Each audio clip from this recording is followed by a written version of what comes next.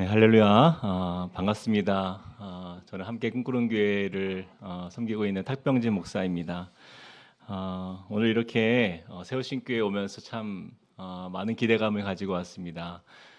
제가 우리 정재환 목사님 곁에서 늘 볼 때마다 참 배울 게 너무나 많은 귀한 목사님이셔가지고 우리 세우신 교회 소식도 많이 들었고 너무나 은혜롭게 교회가 잘 또한 세워지고 있다는 얘기도 많이 들었습니다. 그래서 제가 이 정재환 목사님과 4년 넘은 시간 동안 함께 하면서 참 느꼈던 부분이 하나가 있어요.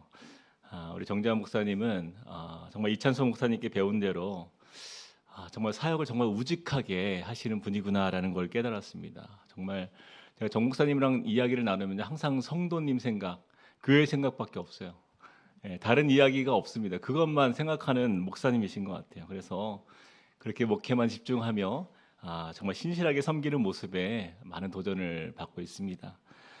이런 목사님과 함께 이렇게 교회를 세워가는 여러분들이 참 행복하겠다라는 생각도 함께 하면서 이 자리에 왔습니다. 우리 옆에 계신 분들에게 한 번 더 이렇게 한번 인사할까요? 함께 예배함이 기쁨입니다.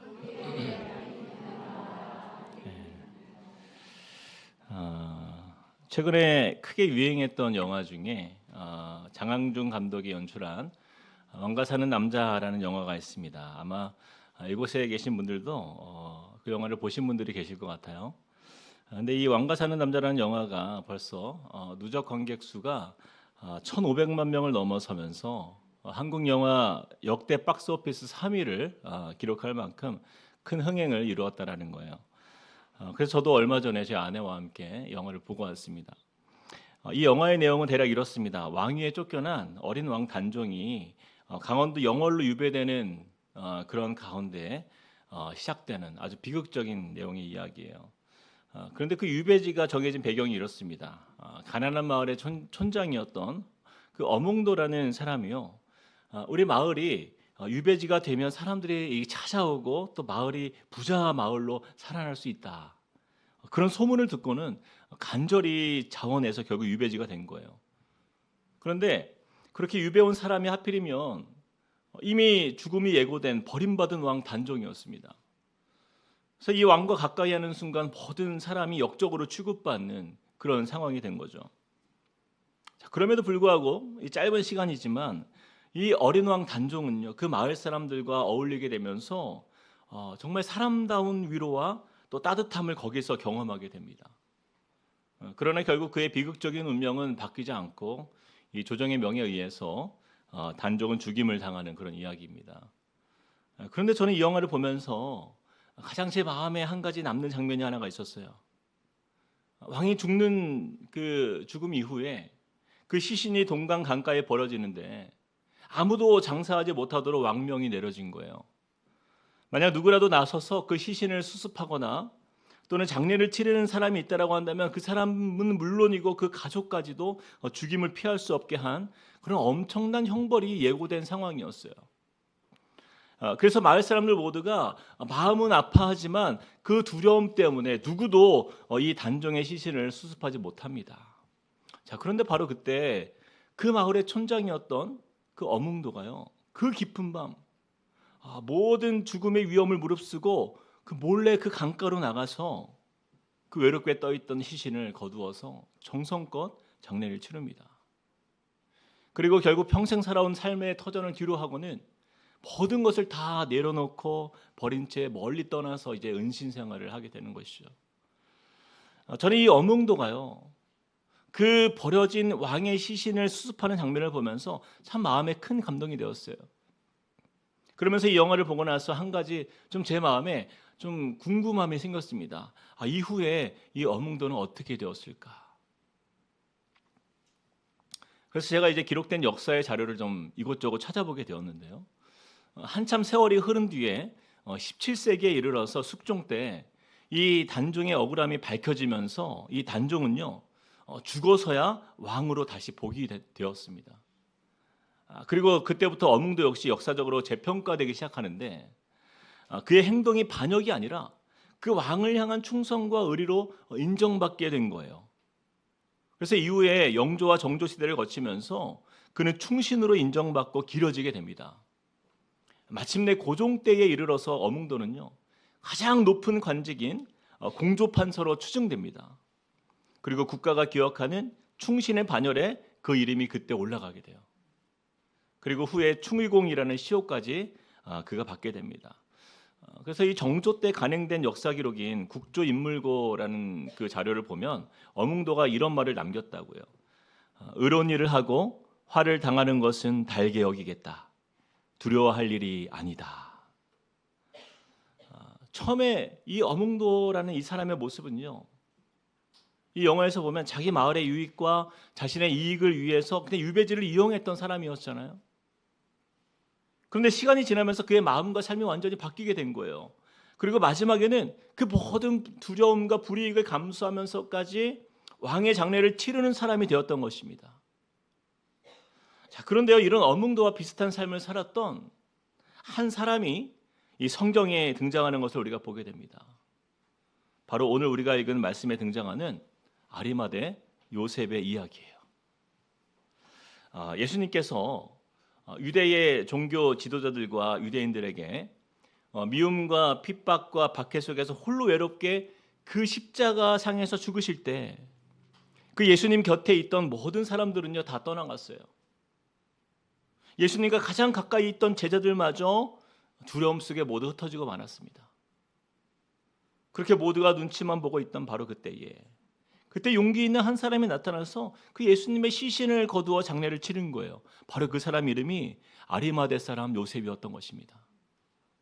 저는요, 이 왕가 사는 남자라는 영화보다도 더 깊은 감동과 의미를 담고 있는 이야기가 바로 여기에 있다고 저는 믿습니다. 여러분, 이 사건은요, 우리 신앙의 역사 속에서 실제 일어난 믿음의 증거일 뿐 아니라 세상 왕 정도가 아니라 온 세상을 창조하시며 다스리시며 또 자기 백성을 위해 죽기까지 하신 그 왕 중의 왕이신 우리 구주 예수님의 그 십자가의 죽음 앞에서 행한 바로 아름다운 믿음의 스토리이기 때문이에요. 자, 오늘 우리가 읽은 이 말씀은요, 그래서 죄 없으신 예수님께서 우리를 위해 그 십자가에 달려 죽으신 말씀의 배경을 가지고 있는데요, 42절 말씀을 우리 같이 한번 먼저 읽어보겠습니다. 같이요. 이날은 시작. 자, 42절 말씀에 보니까 예수님이 십자가에서 죽으신 날이 안식일 전날이라는 것을 설명하고 있는 것을 우리가 보게 됩니다. 근데 여기에는요 매우 중요한 의미가 담겨 있어요. 유대인의 율법과 관련하여 장례를 보면 신명기 21장 23절에 이렇게 말씀하고 있어요.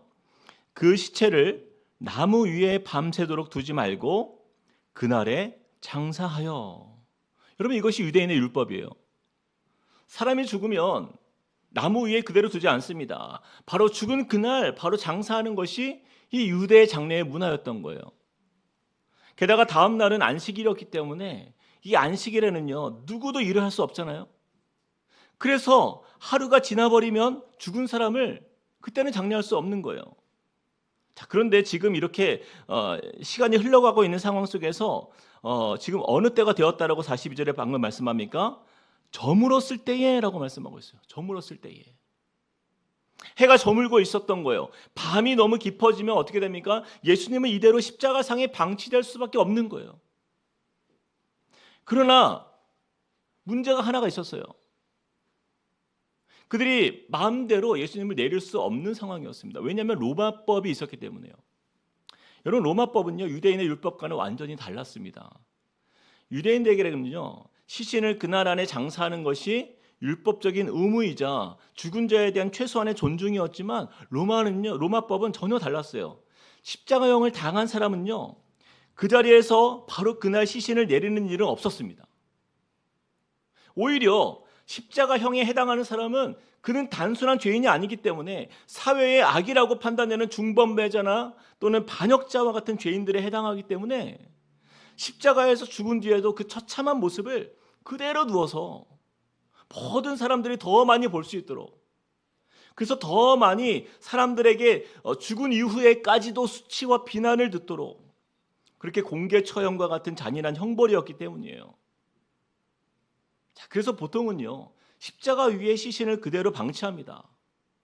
그러면요 시간이 지나잖아요. 그러면 독수리나 까마귀 또는 들짐승들이 와서요 그 시신이 먹이가 되는 거예요. 처참하게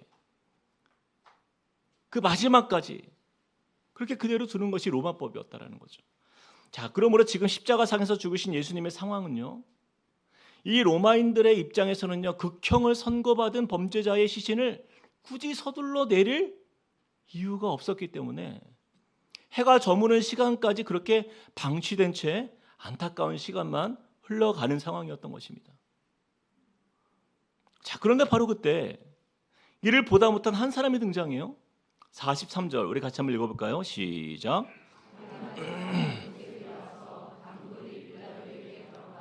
예수의 시체를 달라 하니 이 사람은 존경받는 공예원이요 하나님의 나라를 기다리는 자라. 자, 그동안 성경에 단 한 번도 등장하지 않은 한 사람이 등장합니다.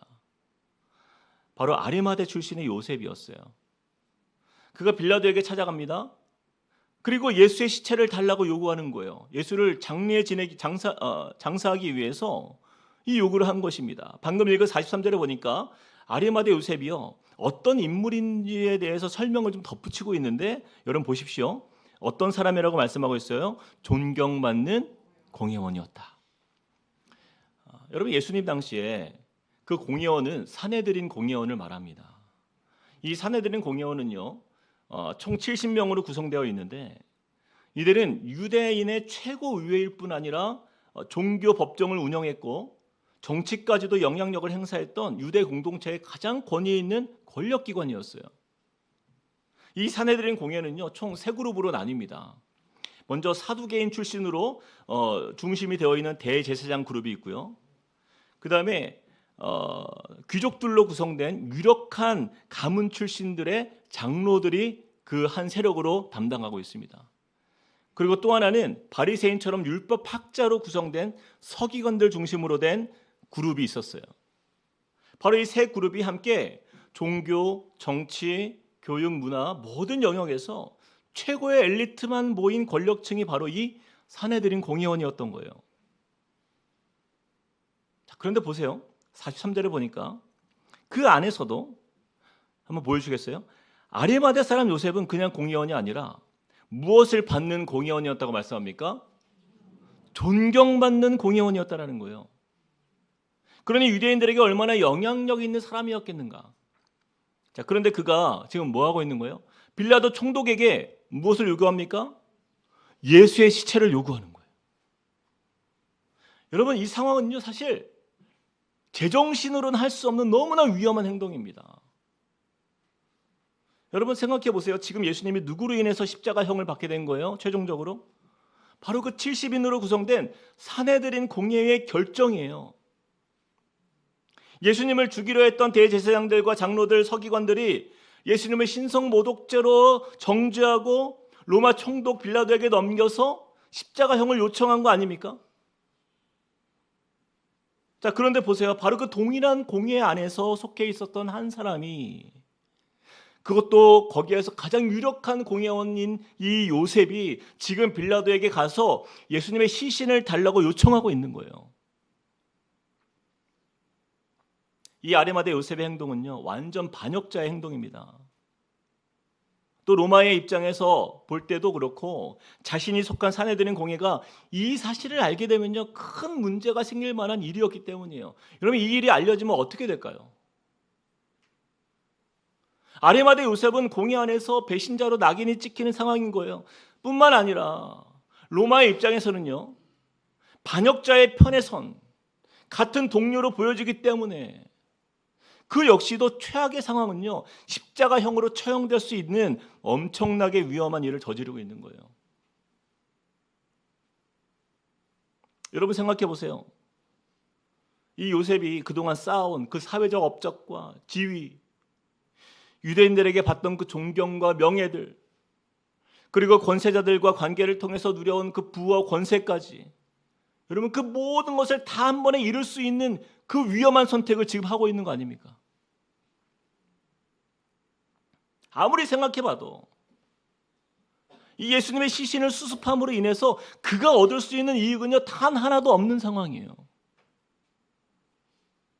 그런데 놀랍게도 그는요, 빌라도 총독에게 나아가서 이 예수님의 시신을 달라고 요청하는 행동을 하고 있는 거예요. 자, 그런데 43절 말씀을 다시 보세요. 그의 태도가 어떻습니까? 자, 지금 두려움에 떨면서 그 시체를 달라고 하고 있어요. 43절 같이 한번 읽어봅시다. 시작. 아리마대 사람 요셉이 와서 당돌이 빌라도에게 들어가 예수의 시체를 달라 하니. 어떻게 달라고 했다고요? 당돌이. 여러분, 한글 성경에는 당돌이라고 써있지만 그 원어로 보면은 톨메사스라는 단어예요. 이것은 감히 대담히 행동한다 이 뜻이에요. 감히 대담하게 행동하다. 이 단어는요, 모든 리스크를 알면서도 감히 결단하여 행동으로 옮기는 용기를 뜻하는 단어입니다. 그러니 이 아리마대 요셉은요, 지금 빌라도 총독에게 나아가는 이 행동이 앞으로 자신이 감당해야 할 모든 그 불이익과 그 모든 상황의 문제들에 대해서 그는 이미 다 알고 있었고, 그럼에도 불구하고 이로 인해 주어지는 모든 대가를요, 기꺼이 내가 감수하겠다. 그런 놀라운 결단이 그 안에 있었던 거예요. 자, 그러면 여기서 우리는 한 가지 질문이 생깁니다. 여러분, 지금 이 일을요, 누가 해야 되는 거예요? 그렇죠. 여러분, 그 일을 본래 누가 해야 하는 것이 맞습니까? 바로 예수님의 제자들 아니에요? 3년 동안 예수님과 함께 동거동락하면서 예수님의 그 이적을 보았고 예수님의 말씀을 가까이서 들었고 그 사랑을 받았던 제자들이 지금 이 자리에 있어야 하는 거 아닙니까? 근데 지금 이 상황을 보세요. 예수님의 수제자라 불리던 베드로는요, 결정적인 순간에 예수님을 3번이나 부인하고 예수님을요, 그 사람이라 부르면서 나는 그 사람을 모른다. 그러면서 떠났어요. 다른 제자들도 이미 뿔뿔이 다 흩어졌습니다. 그리고 지금까지 아무도 나서지 않아요. 그 이유가 무엇이에요? 바로 두려움 때문이에요. 나도 예수님처럼 저렇게 잡힌다면 내 인생도 망하지 않겠는가? 나도 그들에게 잡혀서 혹시 저 십자가에 처참하게 죽을 수 있을지 내가 모른다는 그런 두려움 아닙니까? 근데 여러분, 그 제자들이요, 예수님 살아계실 때는 어땠어요? 서로 누가 예수님의 좌우편에 앉게 될까를 놓고 서로 경쟁하며 싸우지 않았습니까? 마지막까지 예수님이 잡히시던 그날까지도 그들이 싸운 게 뭐예요? 누가 더 큰 자인가? 누가 더 충성이 높은가? 그걸 가지고 다투며 싸웠던 인물들이 제자들 아니에요.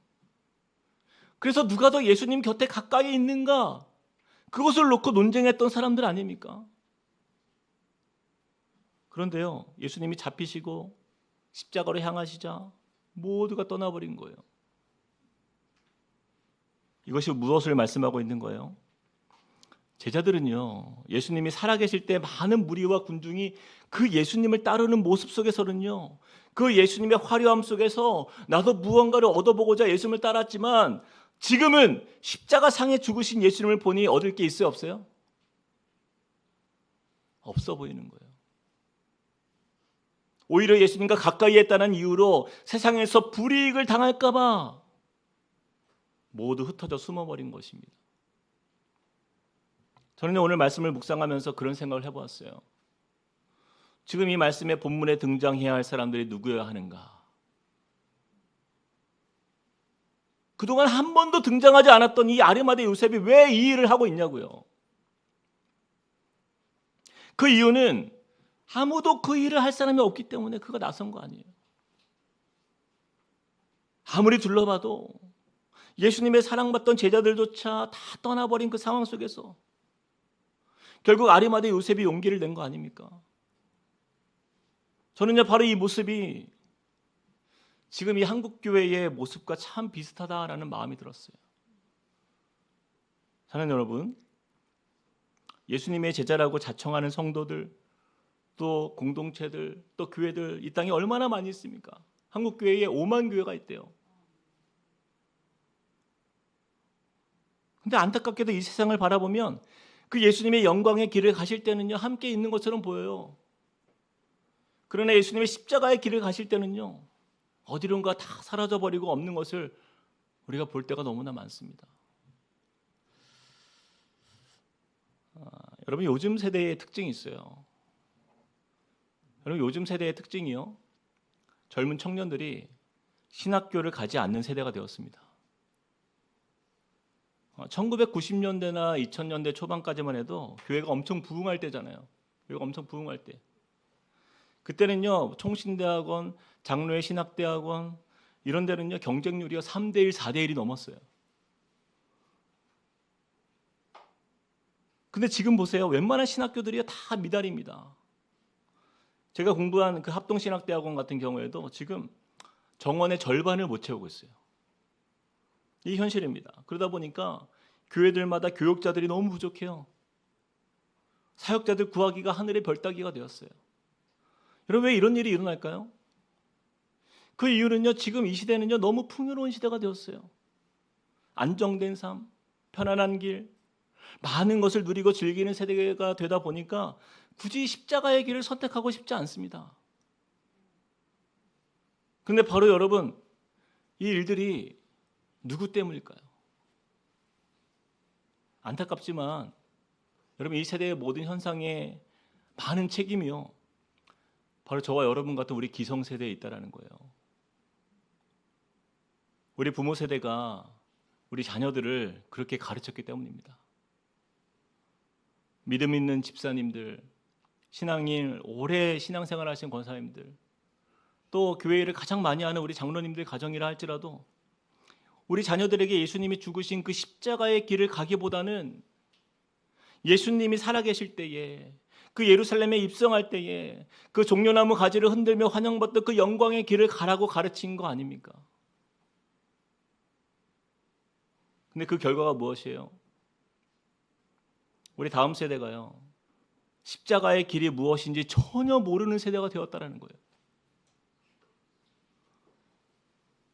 마치 예수님이 십자가의 길을 가실 때에 그렇게 믿고 따르던 제자들이 모두 흩어진 모습처럼 이 세상이요, 십자가 상에 계신 예수님을 위해서 나서는 사람들이요, 없는 그런 세대가 되었어요. 예전에 제가 사역하던 교회에서 한 장로님, 권사님 가정에 아들이 하나 있었습니다. 근데 나름 유명한 명문대에 들어갔어요. 늘 학교에서 똑똑한 학생으로 인정받던 아들이었기 때문에 얼마나 그 부모님이 자랑스러워했는지 몰라요.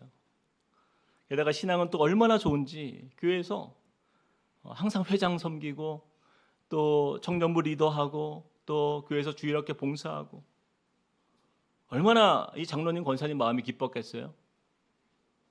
그렇게 늘 교회 성도들에게 아들 정말 잘 키웠다 그런 말 들어왔어요. 근데 어느 날 이 아들이요, 부모님께 찾아와서 폭탄 선언을 한 거예요. 아버지, 저 선교사가 되겠습니다. 집안이 난리가 났어요.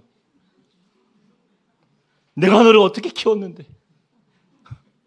그때부터 어머님이 금식 기도를 시작합니다. 여러분, 이 상황이 너무나 우습지 않으세요? 저는 그런 상상을 해봤어요. 예수님이요, 십자가상에서 죽으시고 아무도 그 시체를 거두지 못하는 상황 속에서 그 권사님 아들이 용기를 냈어요. 예수님의 시체를 수습하려 하는데 그때 권사님이 갑자기 나타나서 옷을 붙잡습니다. 야, 안 돼. 왜 네가 이런 일을 하니? 이게 얼마나 위험한 일인데, 야, 누군가를 할 거니까 야, 너는 조용히 가만히 있어. 나서지 마. 여러분, 이런 모습과 무엇이 다릅니까? 아니, 오래전부터 아들을 믿음의 자녀로 키워달라고 해서 그 기도의 응답을 받았잖아요. 그런데 이제 그 믿음으로 선교사가 되겠다고 하니까 난리가 난 거예요. 여러분께 묻습니다. 여러분의 자녀가 믿음의 세대가 되기를 진심으로 여러분 소망하십니까? 왜 이렇게 아멘이 작으세요? 원치 않으세요? 다시 묻습니다. 여러분의 자녀가 믿음의 세대가 되기를 바라십니까? 아멘. 여기까지는 아멘을 크게 해주셔야 돼요. 제가 목사로서 가끔 그런 생각이 들어요. 우리 하나님께서 정말 헷갈려 하시겠다. 우리 자녀들, 믿음의 자녀를 키워주세요. 얼마나 우리가 기도를 많이 합니까? 자녀들을 위해서. 그런데요, 그런데요, 너무 믿음이 깊어지면 안 됩니다. 주님. 딱 적당히요. 적당히. 교회도 안 빠지고 신앙생활은 잘하지만 이 아이가 세상에서도 성공해야 되기 때문에 교회에서는 한 적당히 집사 정도면 좋을 것 같아요. 여러분, 그런 마음이 있는 거 아니에요? 예수님은 잘 믿지만 세상에서 성공이 우선인 자녀, 예수님을 따르되 영광의 길은 따라가지만 십자가의 길은 아니야. 차라리 십자가는 엄마가 대신 질 테니 너는 영광의 길을 걸어가라. 여러분, 우리 한국 부모들의 교육이 이것 때문에 이 나라가 이렇게 된 거 아닙니까?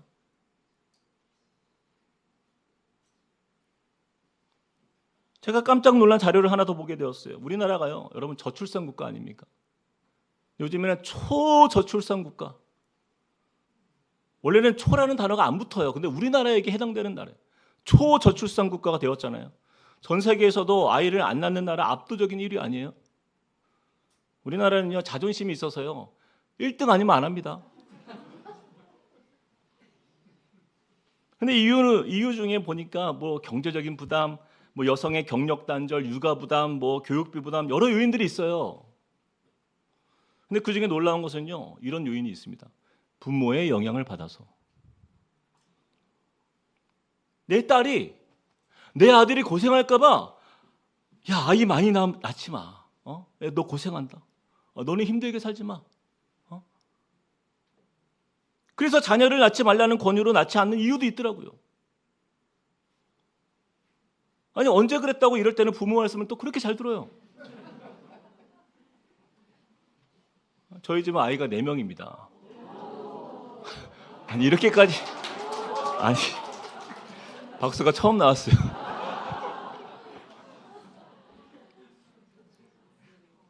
그래서 이 말을 할 수 있는 거예요. 갑자기 까먹었습니다. 무슨 말을 해야 되지? 자, 여러분, 이런 한국 사회의 영향을 받은 우리 한국 교회, 또 우리 한국 기성세대 성도들이 놓친 게 있어요. 예수의 영광은 가르치는데요, 십자가의 길은 간과한 것입니다. 여러분, 토마스 왓슨이 이런 말을 남겼는데요, 정말 의미 있는 이야기. 우리 한번 큰 소리로 같이 한번 읽어보겠습니다. 같이 시작. 가짜 성도들은 예수님을 따라 감람산까지는 갈 수 있다. 그러나 갈보리까지는 갈 수 없다. 여러분, 이 말씀을 잘 한번 생각해 보세요. 진짜가 아니라 가짜 성도는 예수님을 따라서 감람산까지는 갈 수 있어요. 왜요? 거기까지는 고난이 없어요. 누구나 따라갈 수 있어요. 그러나 어디까지는? 갈보리까지는 갈 수 없다. 왜요? 거기는 고난이 있는 곳이에요. 진짜 십자가의 길은 거기서 시작되는 거예요. 여러분, 이 시대의 중고등부 아이들과 우리 청년들이 왜 교회를 떠나갑니까? 왜 30, 40대 젊은 세대들이 교회와 점점 멀어집니까? 우리 기성세대가요, 감람산까지 가는 법은 가르쳤지만 갈보리까지 가야 하는 법을 가르치지 않았기 때문이에요. 여러분, 우리가 세상 핑계댈 거 하나 없어요. 저와 여러분과 같은 우리 부모 세대가 그런 잘못된 신앙관을 가르쳐서 그래요. 마태복음 20장 20절에서 22절 말씀 우리 같이 읽어봅시다. 그때에 시작. 그때에 세베대의 아들 어머니가 그 아들들을 데리고 예수께 와서 절하며 무엇을 구하니 예수께서 이르시되 무엇을 원하느냐 이르되 나의 이 두 아들을 주의 나라에서 하나는 주의 우편에 하나는 주의 좌편에 앉게 명하소서. 예수께서 대답하여 이르시되 너희는 너희가 구하는 것을 알지 못하는도다. 내가 마시려는 잔을 너희가 마실 수 있느냐? 여러분, 이 말씀을 잘 보세요. 세베대의 아들들의 어머니가 등장합니다. 바로 형제였던 그 야고보와 요한의 어머니예요. 여기서 세베대는 이들의 아버지죠. 근데 이 어업에 종사하고 있었는데 그들이요, 마가복음에 보면 이 가정에 품꾼들이 있었다라는 표현이 등장합니다. 그래서 이 가문은요, 그냥 생계형 어부, 그 가난한 생계형 어부가 아니에요. 어느 정도 규모를 갖춘 어업 활동을 통해서 그동안 사업을 이룬 기업형 집안이라 볼 수 있어요. 자, 그런데 이 두 아들이 예수님을 따르려 하자 어머니는요, 예수님께 찾아와서 어떤 부탁을 합니까? 당신의 나라에서 하나는 우편에 하나는 좌편에 앉게 명하소서. 그러자 예수님의 반응이 너무 중요하죠. 예수님께서 이렇게 반응합니다. 22절에 보니까 예수께서 대답하여 이르시되 너희는 너희가 구하는 것을 알지 못하는도다. 내가 마시려는 잔을 너희가 마실 수 있느냐? 예수님의 말씀을 보세요. 예수님은 야고보와 요한의 그 어머니의 그 마음을 꿰뚫어 보신 거예요. 예수님과 함께하는 그 영광의 길은 걷되 십자가의 길은 보지 못하는 그 마음을 예수님이 아신 거예요. 만약에 이 어머니가 제대로 된 신앙 그리고 제대로 된 믿음을 가진 어머니였다면 이렇게 말해야 하는 거 아닙니까? 예수님을 향해서 예수님, 내 자녀들이요 무슨 일이 있어도 끝까지 예수님을 따르는 제자가 되도록 강하게 가르쳐 주십시오. 어떤 어려움이 와도 절대로 예수님 곁을 떠나지 않는 아들들이 될 수 있도록 그렇게 지도해 주십시오.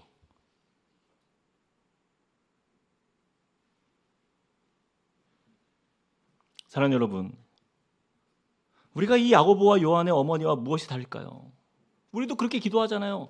우리 자녀들이 믿음을 떠나지 않고 끝까지 예수님을 사랑하는 신실한 자녀가 되게 해달라고 기도는 하지만 정작 현실의 삶을 보면 어때요? 신앙의 교육보다 세상 공부가 늘 우선 아닙니까? 예배의 자리보다 학원 공부가 우선인 이 모습이 지금 우리 한국교회의 현실 아니에요? 그렇게 믿음 있는 집사님들이라고 하면서도 자녀들 수련회 안 보내잖아요. 이게 한국교회의 현실 아닙니까? 자녀를 위해서 기도는 해요. 그러나 조금만 예수님을 위한 헌신의 자리가 오면 외면합니다. 조금만 희생의 자리가 다가오면 흩어져 버립니다. 이 모습이 우리의 모습이었다라고 한다면 저는요, 이번 고난주간 특별집회를 통해서 다시 십자가의 길까지 나아가기를 결단하는 저와 여러분이 되시길 주님의 이름으로 축복합니다. 사랑하는 여러분, 우리 자녀 세대, 우리 다음 세대가 살 길은요, 십자가까지 나아가도록 가르치는 것이에요. 갈보리 앞에서 흩어지는 세대가 아니라 아리마대 요셉처럼 끝까지 용기 있게 예수님 곁을 지키는 그런 세우신 교회 모든 성도님들 그 가정이 되시기를 주님의 이름으로 축복합니다. 그런 의미에서 우리 옆 사람에게 우리 큰 부담을 주면서 한번 축복해 봅시다. 감람산이 아니라 갈보리까지 나아갑시다.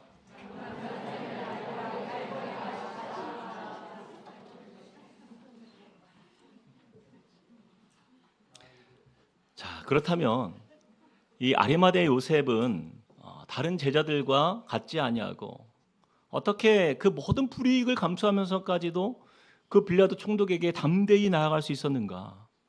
여러분, 여기에는요 우리가 반드시 기억해야 할 한 가지 그에게만 있는 견고한 믿음이 하나 있었다라는 거예요.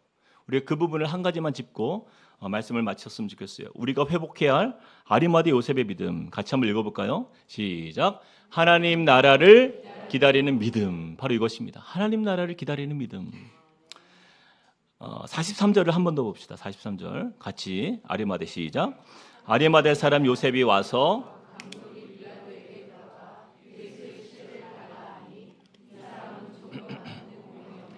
하나님의 나라를 기다리는 자라. 아리마대 요셉의 믿음을 본문 말씀에서 한마디로 이렇게 표현합니다. 하나님의 나라를 기다리는 자라. 그럼 이 말씀이 무슨 뜻일까요? 여러분, 이 아리마대 요셉이요 보통 인물이 아니잖아요. 여러분, 그가 얼마나 성공한 사람이에요? 사회적으로 명망이 얼마나 높았어요? 존경받는 공회원, 자신의 지위와 권세가 상당했기에 전혀 부족한 게 하나도 없는 사람이었어요. 그런데 성경은요 그를 설명할 때 다른 세상의 조건들을 말하지 않아요. 딱 한 가지로 그의 삶을 이렇게 평가합니다. 하나님의 나라를 기다리는 자라. 이 말이 무엇을 뜻합니까?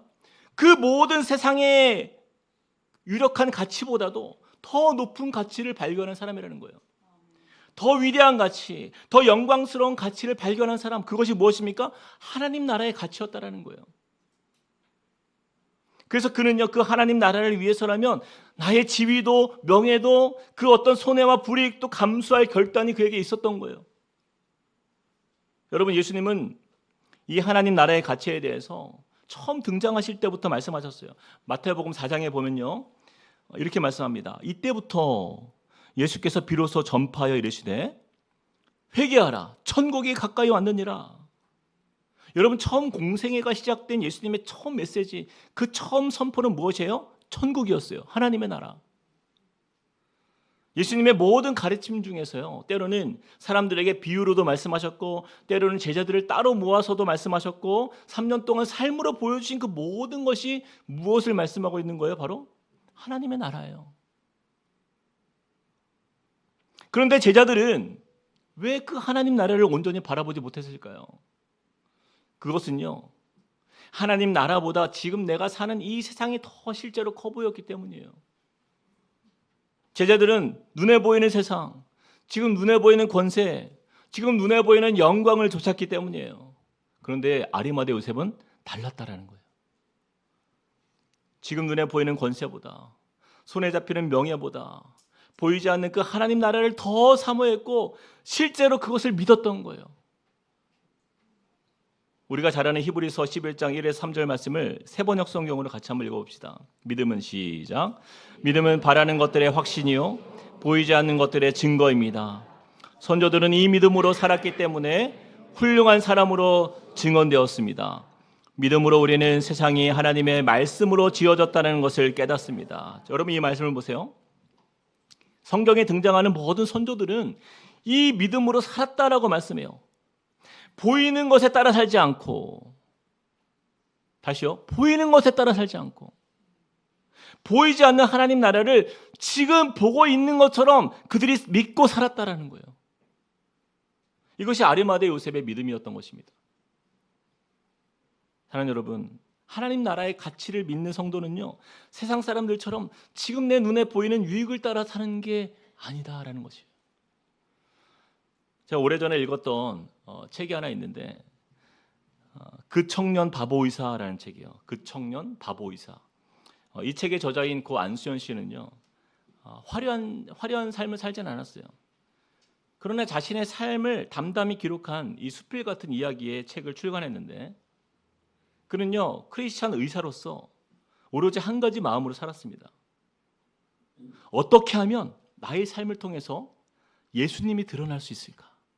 이거 한 가지예요. 어떻게 하면 나의 삶을 통해서 예수님이 드러날 수 있을까? 오직 이 한 가지만 생각하면 의사로서 살아갑니다. 그래서 환자를요, 단순히 치료 대상으로 여기는 게 아니라 내게 다가온 그리스도라고 여기는 거예요. 또 환자의 고통을 자신의 고통처럼 느끼면서 치료하는 의사가 바로 이 사람이었어요. 그는 병원에서 환자를 이렇게 고치다가 때로는 환자가, 내가 만났던 그런 환자가 죽었다는 소식을 듣게 되면요, 그 장례식까지 찾아갑니다. 그리고 가족을 위로하는 자리까지 나아가요. 때로는 공부보다 예배와 사역을 우선하다가 유급할 때도 있었지만, 그런데 이 세상에서의 유익을 따라 살지 않아요. 하나님 나라를 소망하면서 그 하나님 나라의 기준에 따라 살기를 힘썼기 때문에 세상 사람은 그 청년을 한 가지 별명을 지어준 게 무엇이에요? 바보 의사예요. 바보 의사. 그런데 이 안수연 씨는요, 안타깝게도 매우 젊은 나이에 유행성 출혈열로 소천하게 됩니다. 그런데요, 제가 소름 돋았던 것은 그가 죽은 나이가 33살이었어요. 예수님과 같은 인생을 산 거예요. 그리고 주님 곁으로 떠난 거예요. 사람들은 얼마나 예수님처럼 살기를 소망했으면 예수님과 같은 인생을 살고 떠났을까? 그래서 이 안수연 씨 장례식이 진행될 때에도 이건 장례가 아니라요, 마치 한 신실한 청년을 예수님께 장가 보내는 결혼식처럼 느껴질 만큼 주님을 사랑하는 한 청년이 그토록 사모하던 그 하나님 나라의 소망으로 살다가 마치 그 꿈을 이루는 모습처럼 보였던 거예요. 저는 이 책을 읽다가 한 글귀가 제 눈에 들어왔어요. 선교사 짐 엘리엇의 글인데 제가 한번 읽어보겠습니다. 하나님, 마른 막대기 같은 제 삶에 불을 붙이사 주님을 위해 온전히 소멸하게 하소서. 나의 하나님, 제 삶은 주의 것이오니 다 태워주소서. 저는 오래 사는 것을 원치 않습니다. 다만 주 예수님처럼 꽉 찬 삶을 원합니다. 저는 그래서 이 표현이 참 제 마음에 와닿았습니다. 마른 막대기 같은 제 삶에 불을 붙이사 주님을 위해 온전히 소멸하게 하소서.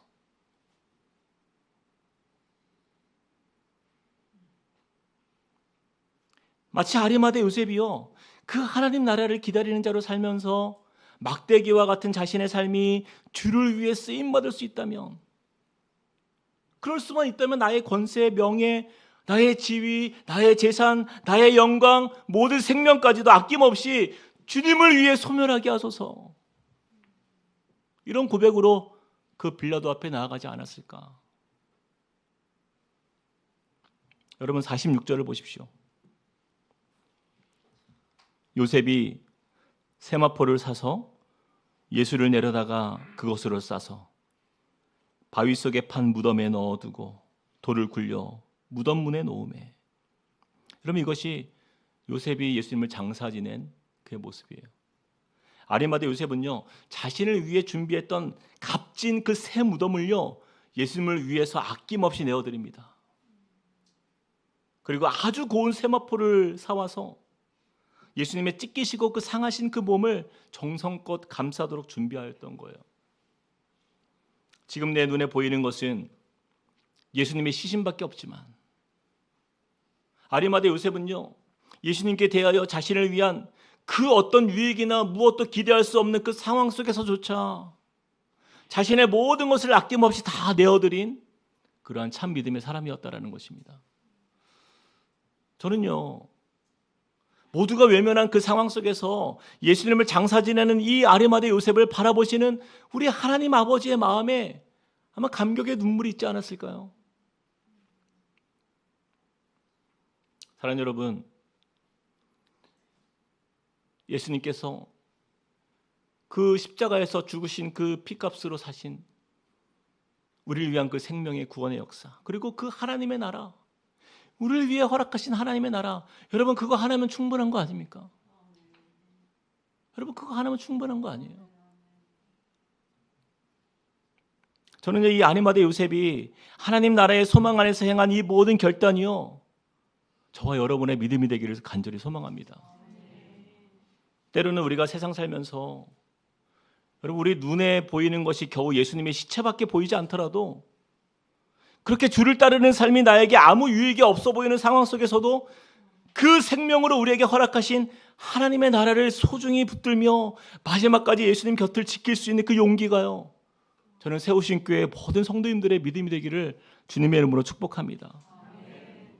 말씀을 맺겠습니다. 영국의 유명한 크리켓 선수였으나 자신의 모든 삶을 내려놓고 선교사가 되신 C.T. 스터드라는 선교사님이 이런 말을 남겼어요.